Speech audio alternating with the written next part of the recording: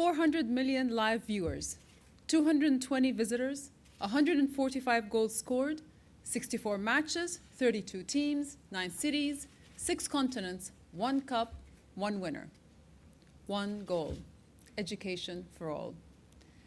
In the last 12 months, 18 million people signed their name to demand every child go to school. 18 million people from across geographical and political boundaries, religious and social backgrounds. 18 million people appalled how nearly 70 million children will never experience their first day of school, never have homework, never get a shot at that A grade. 18 million people who believe that at the heart of all human rights is the idea that humans have value as well as values, regardless of where they are born, that we are all worthy of dignity and respect. These 18 million people aren't anonymous. We know their names. And I'm proud to say that mine is one of them. Together, our names stand for the rights of every child to go to school. Our names demand that global leaders keep their commitments, because that's what this moment is about. Not this panel, not one goal.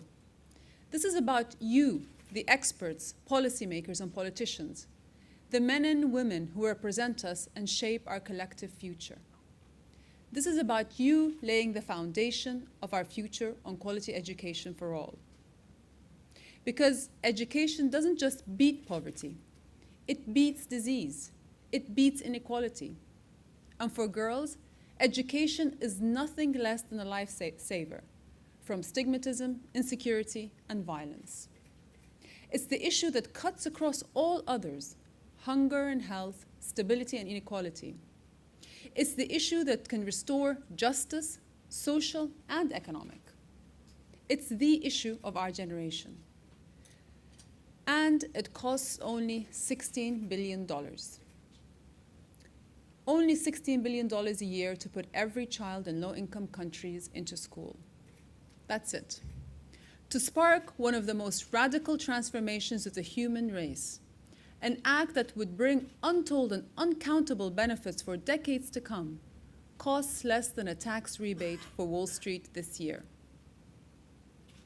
Yet, summit after summit, we failed to justify our lack of progress. We failed to persuade our leaders to champion our principles. Just look at comparisons between individual charity and government aid. The American people donate 10 times more to charity than their own government gives in aid. In fact, American citizens give more than twice as much to charity as the top 17 developed countries put together given foreign aid. In short, values like generosity, so integral to our daily lives, are not reflected in our government's policies. How can we continue to ignore the will of millions? How can we turn our backs on the principles that define us? How can we abandon the out-of-school children who depend on us? We can't and we won't.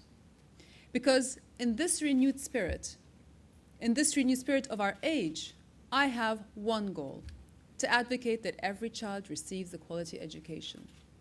Because you have one goal: to demand every child goes to school. Because we have one goal: to give children with no voice and no hope the chance to realize their one goal: to go to school. Thank you all very much.